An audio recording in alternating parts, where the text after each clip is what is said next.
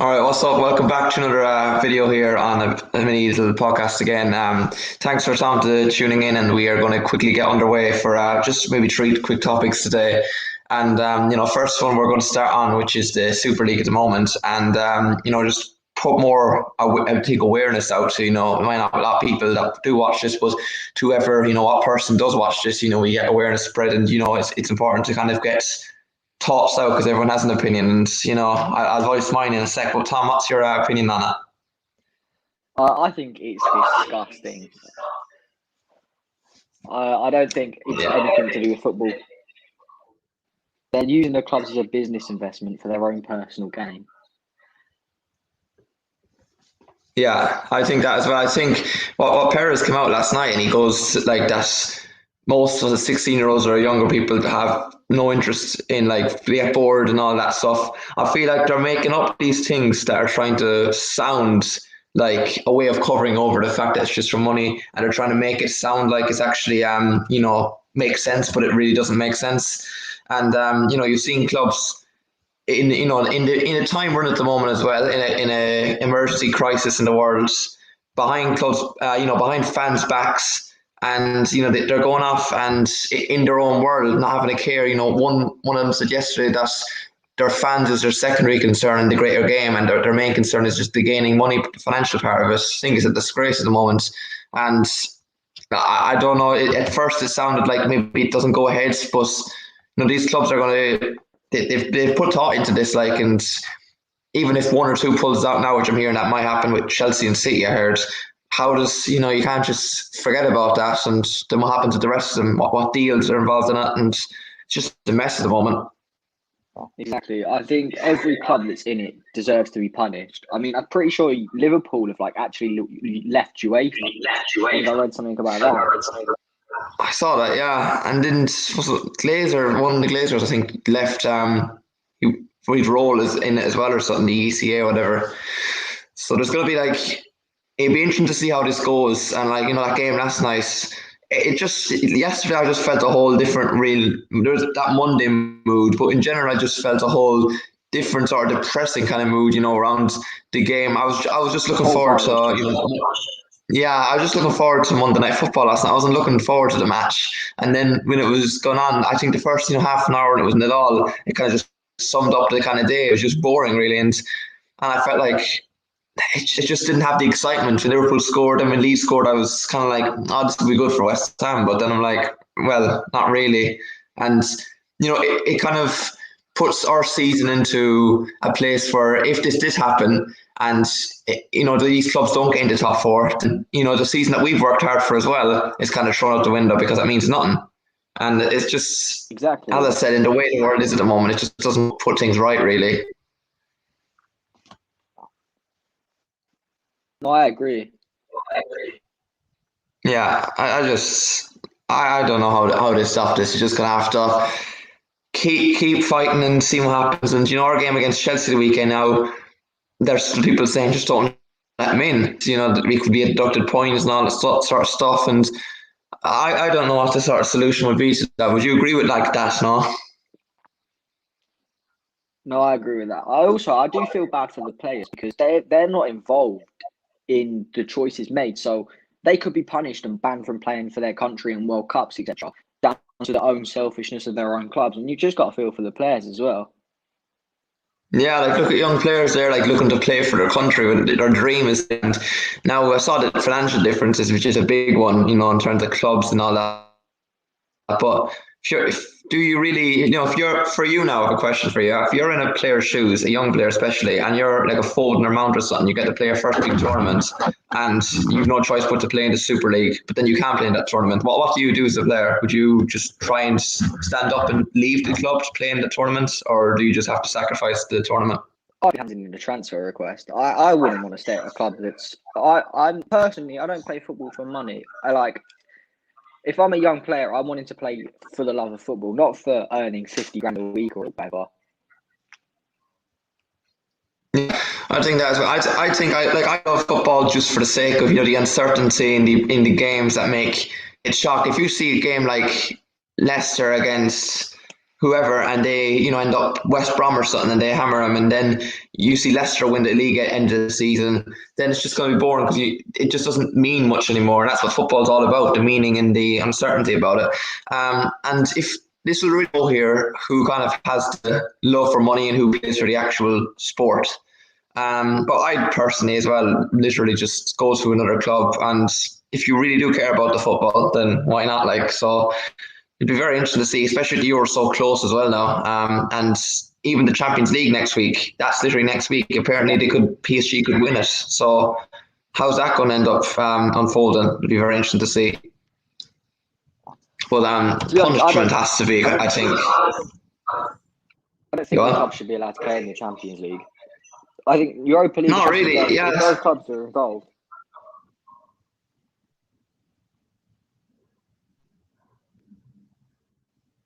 Yeah.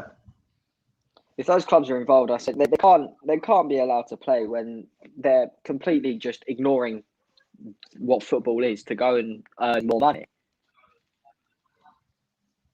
Yeah, if you're just playing in a tournament just to make up the final four numbers right now, and you've no interest in it next year, then you can't just go ahead and think about playing it just for the sake of it. If you really care about this tournament, you're playing in it. What's the point? Like you need to work hard to get into these competitions, and they're throwing Uefa back, throwing it back in their faces as well now. And I know Uefa are bad as well, but this we all have to come together in these times and. Forgot that now. We need to think of what's going on now, and it's just I don't know where we find a solution with this. But if we what do you think the solution is? If one or two kind of just pulls out and keep going, do you think we'll get somewhere? I think if one club pulls out, others will start to pull out. But at the same time, I still think those clubs should be punished for even the idea of the Super League. I think so as well. I think you can't just. That's the problem. It's one thing saying one or two will pull out now, but I just don't feel sorry for them. I'd feel sorry for maybe some of the managers and obviously the players, as you said, but if they're pulling out and just going into the Premier League and the Champions League like nothing's happened last year, then what's the point of. They're just not going to learn. And who says this might not happen in the future again? Like, I just. There has to be something about it. And even with Mourinho getting sacked yesterday, I think there's no fuel without the fire. I think he kind of.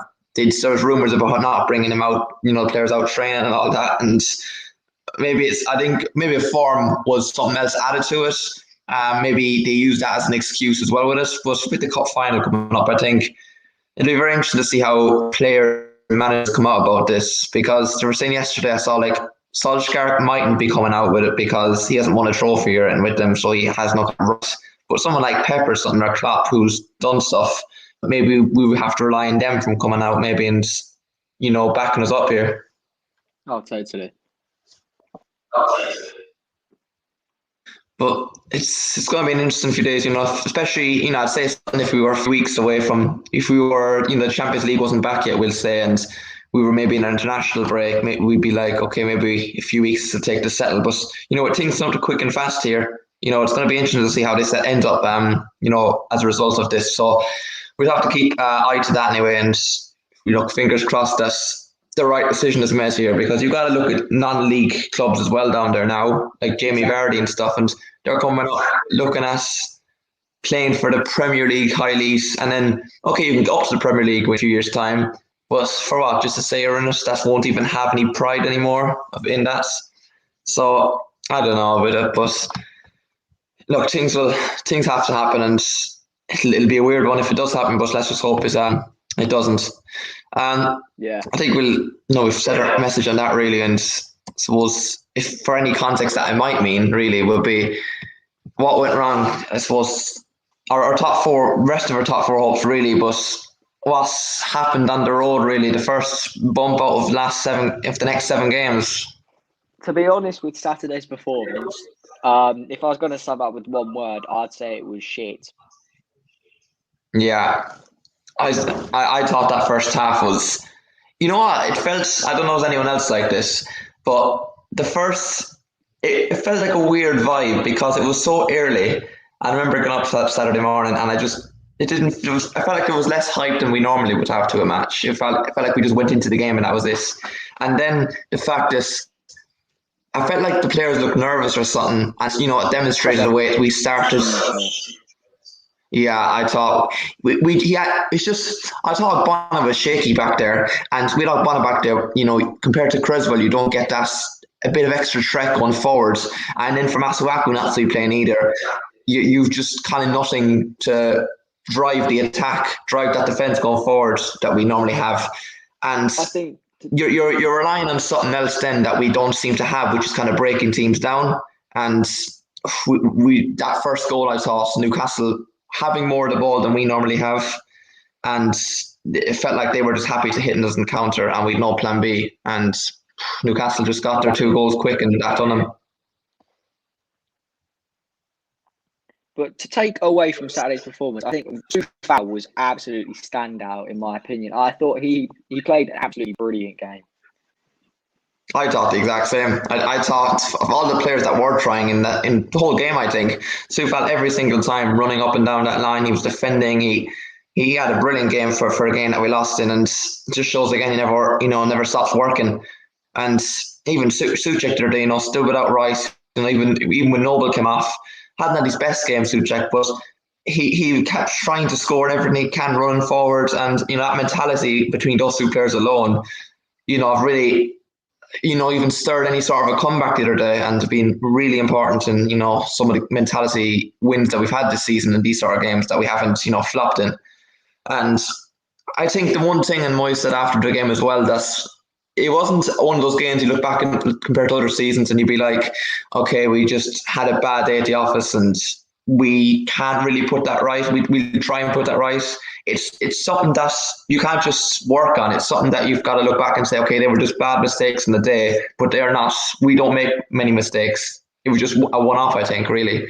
And as you go on to players coming back from injury, and Agbana gets back to full fitness back there, and even Fabianski, he rarely has a bad game, and I just think it was just one of those games that we just. We came back from 2 goals, but other times this season we've been very lucky. And Newcastle utterly deserved it in the end. So you're going to have those 3 results, I think. Look at the West Brom Chelsea game like a few weeks ago. Yeah, exactly. I think as well, the performance on Saturday wasn't the performance we've seen all season. Like I said, the mentality. We came back and we were playing decent football, and then we switched off as soon as we scored that second.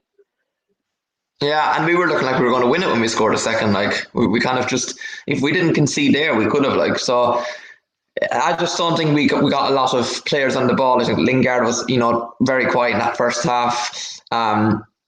Johnson, shout out to him getting that ball off the line, because it's just one thing saying, he's on the line, he kicked it away, but you've got to be there and judge us, and still got to be able to kick it away, under the pressure. So.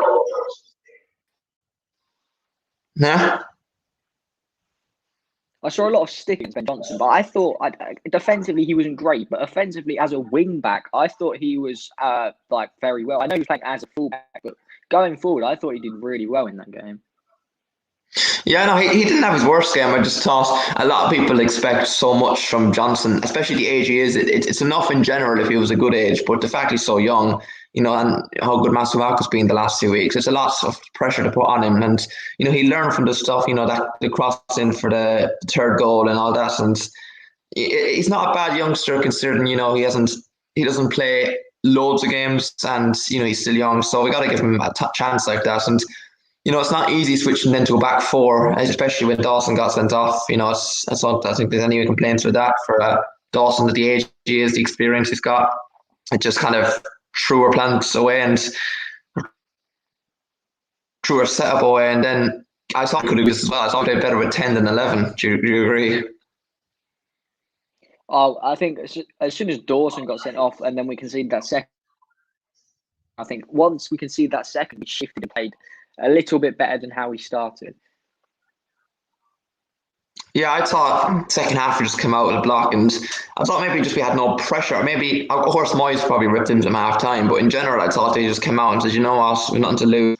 We're 2 goals down here, and then the first goal of this 2 was huge. That kind of drove us on, really. Who else was in there as well? I thought Noble, not his great form, hit it see after how good he was last week against Leicester. And Benrahma, I mean, coming on, yeah, he wasn't great, I thought, and it'll be interesting to see what Moyes does in the summer with him. If we had to fund, a new signing and maybe to sell Benrahma, would you sell him? To be honest, I'd love to give Benrahma another season, because I think we said it quite often now. Once he scores one, he won't stop scoring. But it's just about getting that goal and getting the confidence to play in the Premier League. Yeah, I think so as well. I thought he just tries too hard, and the other day he just didn't get enough time, and he's just thrown into the deep end in some of these games. There's a lot of pressure on. We were behind when he came on the other day, and he kind of just panics a bit and tries too much. But once he gets the first goal, even us, we won't have any much pressure, and I guarantee you, there won't be as much backlash if once he scores about in general. Even if he does still do these stuff and all that, because at least we know he scored and we know he's got it in him anyway now. But it depends if we get into Europe or not. If we got into Europe, we have to keep, I'd say, Felipe Anderson if we get into Europe for Scotland. But if we did, then give Benrahma that chance. Maybe the European games would even suit his style a bit more better. And in if we didn't get into Europe, I mean, it depends what we'd have to do to sign different players. But I think he just gives us something extra that we need anyway on the pitch, and maybe it's dodging some of these games, but especially towards the end of the season, I think we got to give Benrahma a start too. And we've seen it in the Leeds away game and stuff, how he can play with the right players, with him, and just give him. It's just hard in these games, I think, with him, and especially with not an actual recognised striker up there. There's no striker that he can kind of play with that knows the role of a number 9. Bowen's good, but he doesn't do stuff that an actual striker would do, and then it's hard for Benrahma to link himself with that, really. Definitely. I think Benrahma as well, like you said, he works with a player who's got his flair. I mean, like you said, Brentford, he was working with Ollie Watkins, who is a proper number 9 striker, whereas West Ham is working with either Lingard or Bowen in striker, because Antonio is very rarely starting games because of injuries. Yeah, I think the injuries are absolutely massive. The other day, I still feel like togetherness, but I just feel like there's something big missing, especially when Rice alone is missing on that pitch. And I think we need him. He's just a leader in the game in general for us, and we kind of need him back massively. And as I said, Gbana was shaky there, so we kind of need him back there now and get into form really quickly, because the goals we're conceding the last 2 games is just atrocious, and it really does remind me of the West Ham last year. So we're right to that, and if we do, we can score goals compared to the earlier on in the year, we were getting clean sheets and we're scoring maybe 1-0 every game. So I think at least we didn't bottle the lead the other day. That's the positives, and I think Callum Wilson didn't score against us the other day, so I suppose that's the positive we'll take from that. And if we're going as well, not just the Chelsea, what do you think is the preferred back 5 now, or defensively, with everyone back, we'll say? Sorry, what did you say?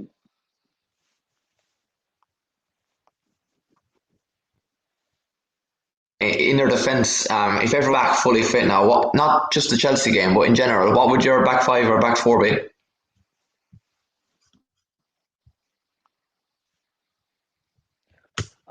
Personally, I play back 5 of Cresswell or Bonner. I'd give Diop a running over Dawson, because Diop's a player that's inconsistent. I think if he got his game together, there's no reason why he shouldn't be fighting Dawson. I think Diop is actually not bad. I just think he lacks consistency. But the wing backs, I'd have Masuaku and Sufal, and then I'd have Rice and Souček in the midfield with, I'd say, Bowen. Maybe Lingard as a number 9 for now out on the left. Yeah, I wonder as well, maybe with Lingard, could he play as a number 9, or we've seen him as a false 9 before. Then Bowen maybe into Rice, Benrahma maybe dropping behind Lingard or something like that, and then left Fornals. We could definitely think of that in the future as well if Bowen preferred playing out wide, because he still looks more comfortable out on the right. He had a good, if players, we have got the players to accommodate that, especially a good excuse to give Benrahma, more game time. But yeah, with the back five, I agree. I think Diop actually, I'm happy he kind of scored a coder there because he does try, and I think just some small little stuff to his game. He's the positioning and some maybe silly mistakes he provides some time. But he's still young and he still gets us a few goals and he's fast and athletic back there, so he kind of adds on extra. But I've seen some things about maybe Dawson's chances up now after that, and he needs to work himself back into the team. So I don't know, but you're right about the wing backs. And for the next game anyway, if Creswell is back, I'm here, I'd probably go. It's obviously Masuaku and Kufal, then Creswell, probably Ogbonna and Diop really.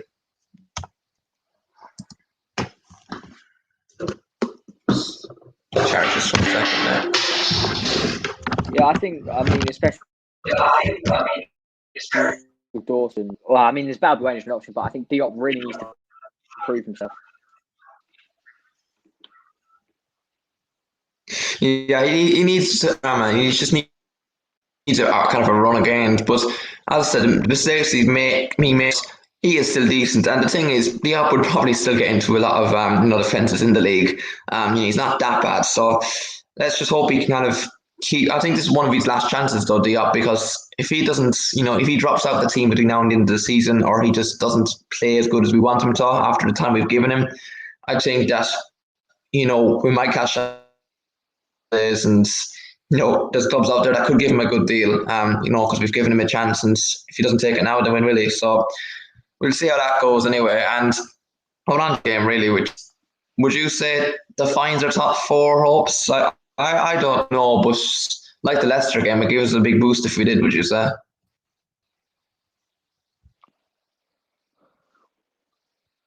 I think this game against Chelsea, I think us and Chelsea are maybe two of the teams that I consider be looking to get top four.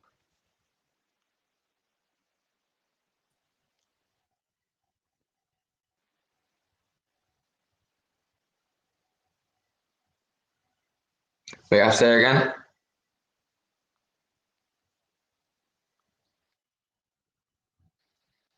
I think, like you said, whoever wins this game, I think that'll decipher who gets top four. Because I think between West Ham and Chelsea, they're the two teams that are properly pushing for a top four spot. Yeah, I think they've been the most I know Liverpool. Okay, they've slightly played better in their last few games, picked up more points than they were, but consistently, especially since Tuchel's came into Chelsea, I think it's been, if it's between Leicester or Force, we'll kind of give them that. Well, they're in third and they've been up there for a while, but if you want to really battle it for that fourth place, I think Chelsea and West Ham have been the two that have meant business in the last while. And besides that game last week, we really have, although we've bottled games, we've been really good though. Can't ignore the times we've played good. And Chelsea, the only hope that I've got is really they don't score enough goals. And the West Brom game, as I said, they can be beatable, and our home form this year is good. So you got to take those things into consideration. If we could not concede much in that game, would be huge. Get our players back. I think Rice is might be back for the game against Burnley the following week, which would be huge, and then Antonio the Everton game that following week. So if we can just, we've got through these tough games, we've still been in the top four, and now we just have to play this game like it's the biggest cup final yet, because if we win this, I think, okay, you can have games like the Newcastle game, but you really still start to believe that top four is ours, with Everton doing any kind of tough game on paper left. And if we lose this, it's if Chelsea were to win tonight, then they'd probably, I think, go 5 points ahead of us or something if we lost to Chelsea as well. But it wouldn't be out for top four, it just would be a big uphill battle. But yeah, I think it'd be a huge game, and it'll come down to who takes their chances better and how good we are defensively, I think. Oh, definitely.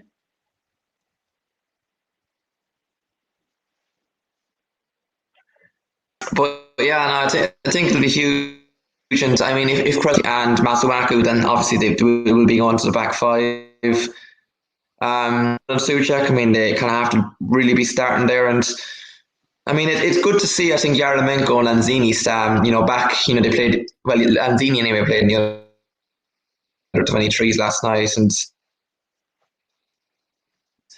this still every player can add something to the team. And even the week who scored 2 goals, I felt sorry for him. Him looking the other day, be doing so well recently, and still can't get even into the pitch for like 2 minutes at the end, and then just as he's playing better and say he might have a chance at the end of the season, Yarmolenko now, and Hodovik is probably going to find it even harder to get in the team. I think he definitely needs to get some minutes under his name in these last few games of the season, because especially if we beat Chelsea, then we've got nothing to lose. It's a West Ham side that nearly got relegated a year ago. We're not exactly. I don't think the ambition of the club was to finish this high in the league, so we may as well chance it and give a youngster game time. Yeah, especially against. I know our lovely 3-0 or whatever, or if we went 2-0 up or something with a few minutes to go, still dodgy. But why not? For winning anyway, it's likely we won't have much of the ball anyway, and he learned experience in these sort of games. So throw him in, especially if we're losing bad against Chelsea. If we were 2 or 3-0 down in the last 10 minutes on Saturday, and he decides to bring on Yarmolenko again over, still getting back to full fitness, and even when Yarmolenko's at his best, I still don't see enough from him. And now it's time to, as much as we want to end this season on a high, we've got to prepare for next season as well, really. And imagine if Odoi came in and done well, then that'd be one less striker we could maybe have to really go for. So it'll be, we got to give him a chance. And we saw Coventry even would be a really good midfield. We saw Rice, we threw him in, we were losing the game before, and look at him now. So it's really important. Moyes can see that, but he sees him every day in training, and he's got us up to 4th place. I think we can trust him with this, and hopefully see him get a chance to them. But yeah, I think Chelsea game be huge. I don't think they're missing really anyone out. I think Kovacic is out, which actually could be a big one for them, because I've heard he's been really good for Chelsea this season in midfield, and that's especially with the way our midfield is at the moment. It's definitely one bigger boost to us. And I mean, Ziyech and Havertz have been on form recently. Werner, I mean, I hope we don't concede to him on Saturday, because like Joe Linton did the other day. I mean, I know he scored recently as well, Linton, but it's just not a good feeling when someone like that scores that just doesn't score anyway.